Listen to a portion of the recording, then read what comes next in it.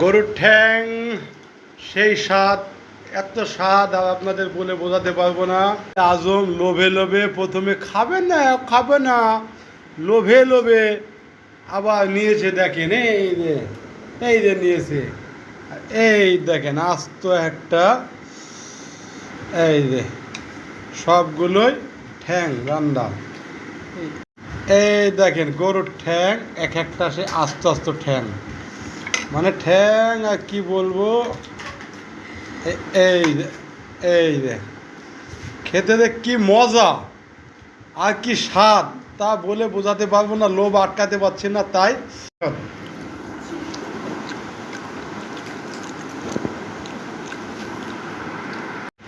রেঁধে ছিল এক কড়াই, তার মধ্যে আমি 3টা খেয়েছি আর 8টা আছে।